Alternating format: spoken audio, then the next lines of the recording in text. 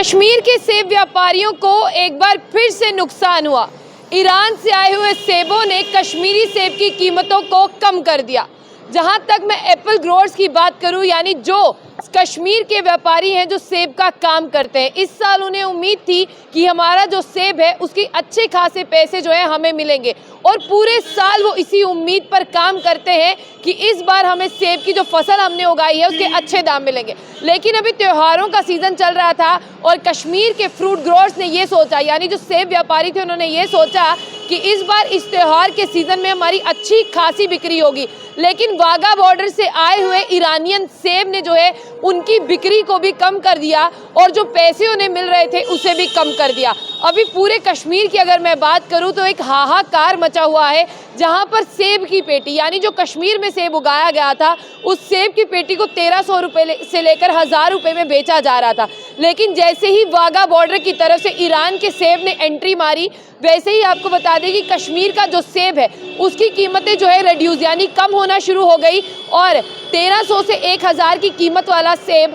800 से 600 पर पहुंच गया। और ये वही कीमत है जो पिछले साल हाईवे बंद होने की वजह से कीमतें जो हैं वो गिरती हुई नज़र आ रही थी। जब पिछले साल हाईवे बंद हुआ था तब सेब की एक पेटी की, यानी एक बॉक्स की कीमत जो है वो 300 से 400 हो गई थी। लेकिन अब आपको बता दें कि मार्केट में जो चोरी छिपे ईरान का सेब आया है उसने कश्मीर के सेब व्यापारियों की कमर तोड़कर रख दी। और साथ ही साथ अगर मैं बात करूं तो हिमाचल और उत्तराखंड के सेब व्यापारियों पर भी इसका असर पड़ेगा, क्योंकि कहा यह जा रहा है कि लोग अपना लोकल सेब खरीदना कम पसंद कर रहे हैं, ईरान के सेब को जो है वो ज़्यादा पसंद कर रहे हैं। लेकिन आपको बता दें कि हमने पहले भी ये कहा था कि अगर इस तरह की चीज़ें होती हैं तो सेब व्यापारी, यानी जो कश्मीर में बड़े पैमाने पर सेब का काम करते हैं, और मैं आपको बता दूं कि अगर 100% आबादी कश्मीर की देखें उसमें से 80% आबादी ऐसी है जो बिल्कुल सेब के व्यापार पर डिपेंड करती है। और अगर घर घर की बात करें तो कश्मीर में सेब हर घर में आपको दिखाई देगा, और कहीं ना कहीं उनका यहाँ पर जो है अपना रोज़गार कमाने का ज़रिया भी है।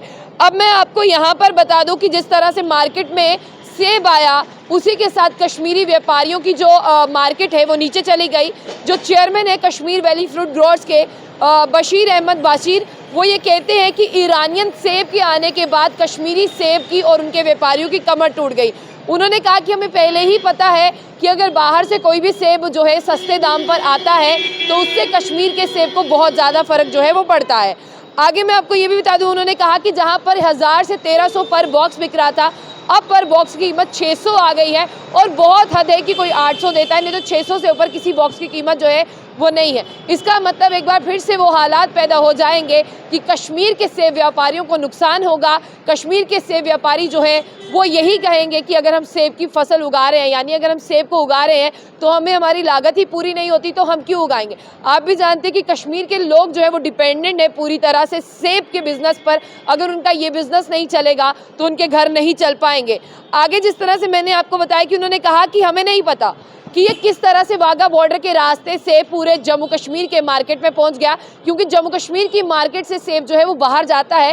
क्योंकि यहाँ के जो बाहर के व्यापारी हैं वो सेब खरीदते हैं कश्मीर से। लेकिन जब ईरानियन सेब वाघा बॉर्डर से एंटर करेगा, मंडी में पहुँचेगा, तो यहाँ के लोग उस सेब को, ईरानियन सेब को बाहर भेजेंगे, ये कंपेयर कर कर कि ईरान का सेब कश्मीर की सेब से जो है वो ज़्यादा बेटर है, उसकी क्वालिटी ज़्यादा बेटर है, और अगर टेस्ट देखें तो उसका ज़्यादा बेटर है। तो कहीं ना कहीं फिर से एक बार जो है नुकसान होने वाला है। हिमाचल प्रदेश और उत्तराखंड पर भी इसके असरात जो है वो पड़ेंगे, और इसे बहुत जल्द रोकना होगा। इसलिए यहाँ पर आप लोगों से गुजारिश की गई है कि आप लोग जो है वो अपने कश्मीर का सेब खरीदें, और जिस तरह से कश्मीर के सेब की बात करते हैं उसका कंपैरिजन जो है वो किसी और से ना करें, क्योंकि हर एक चीज़ का अलग अलग एटमॉस्फेयर है, वेदर कंडीशंस अलग रहती हैं, सूटेबल इन्वायरमेंट मिलता है जो इस बार कश्मीर को नहीं मिल पाया। तो जो रही कहीं कसर है ना टेस्ट में, वो इस मौसम ने ख़राब कर दी। लेकिन आपको फिर भी अपनी लोकल चीज़ों को प्रमोट करना है, क्योंकि हमारा पहली प्रायोरिटी होनी चाहिए कि हमारा सेब जो है वो आगे जाए, हमारे लोग खाएं और हमारे लोग जो हैं वो मुनाफा कमाएं।